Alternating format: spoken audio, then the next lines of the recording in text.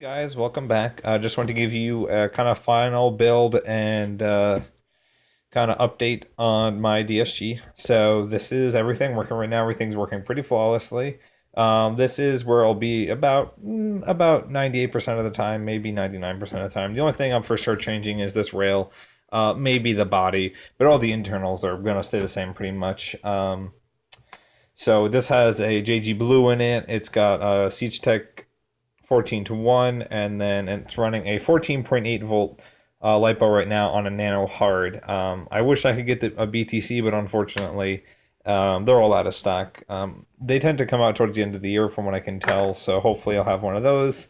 But that would be another thing I would love to change. But everything's working really great. The only major issue that I had was that my retro arms QD spring guide actually broke, which kind of sucks. And I kind of knew that was going to happen too. I did a lot of reading on them, and it tends that happens a lot with the retro arms QD spring guides. So I ordered two of them. This one is Dream or Army Force, I think is who makes it.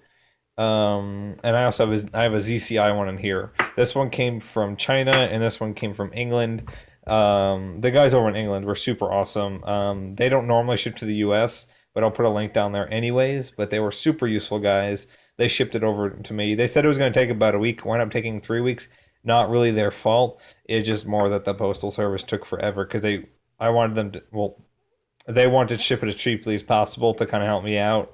So I didn't have tracking information, which was okay.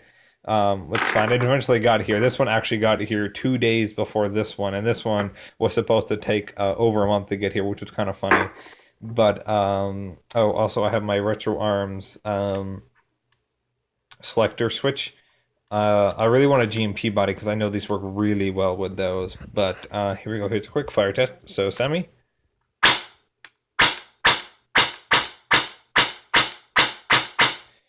Super crisp. Nothing more I can ask for. I was gonna run an SHS high torque in here, but the Promi M170 in here, it's just too much for it to pull on this low gear ratio, and it just can't handle it. It actually has a lower rate of fire than this JG Blue, which is quite surprising. I could also have a lemon motor. I did notice that the rate of fire start to dip a little bit on just regular builds, which is interesting. But here's full auto, what everybody wants to hear.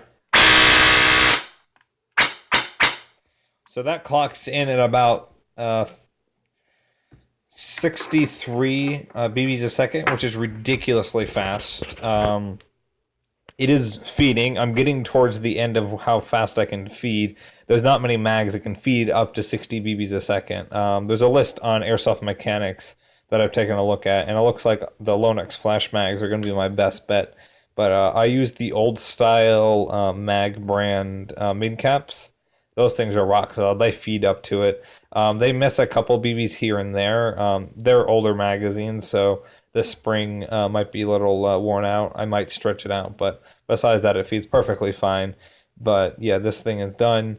If you guys have any comments or questions about it, feel free to ask me. I'd love to answer them. I got lots of knowledge. I'd love to help you guys be more knowledgeable about airsoft teching as well. But thanks, guys. Peace.